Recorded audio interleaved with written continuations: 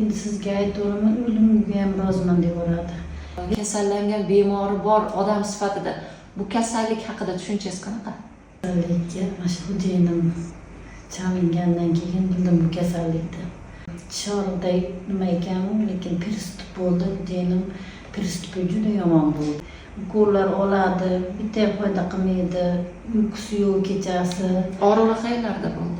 Og'riq asosan mana shu nima tomog'idan yutunsa boshlanadi pриступ.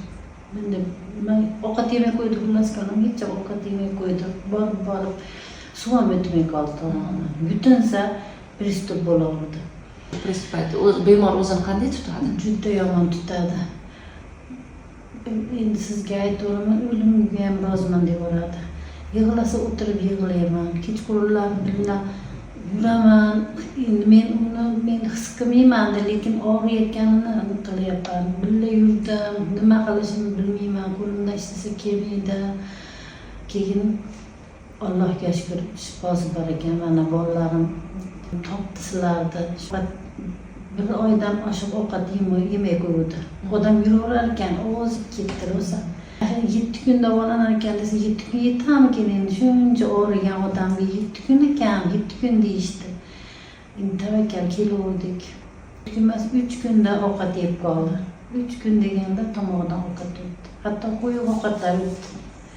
Yig'ladim, Allohga shukr, mana davosi bor ekan. Borganimizdan keyin bilindi. Uyga qaytdik. Salpar bor edi tomog'ida. Uyga qaytdik. Uyga qaytganimizdan keyin yaxshi bo'lib ketdi. Lekin Allohga shukr, mana davosi bor ekan. Alloh o'zi dard berguchi ham, shifosini berguchi ham, o'zi sizlar sabab bo'lib yaxshi bo'lib qoldi. Allohga shukr. Qarang, o'sha xo'jayinizlar mana pриступ paytlarida ovqat yemaydi, qiynaladi, ko'rasiz, oila a'zolari hammasi. Bu oila a'zolarining ham halovati yo'qoladi, to'g'rimi? Chunki uyda kimdir nimalar o'tardi ko'ngilingizdan? Mana shu kasallikni chiqgan paytda narigi uyga chiqib ketishadi bolalar. Indamay o'tirishadi, his qiladi ular o'rganini. Endi suyunishib ketdi, bu yerga kelib davo topib berib, ovqat yeb qoldi desam suyunib ketishdi ular ham. Hammamiz his qildik, hammamiz o'zimizni haligi nima bo'ldik. Nima deydi? Hammamiz haligi og'riqni his qilmaganimiz bilan xo'jayinimni dardini birga tortdik desak ham bo'ladi.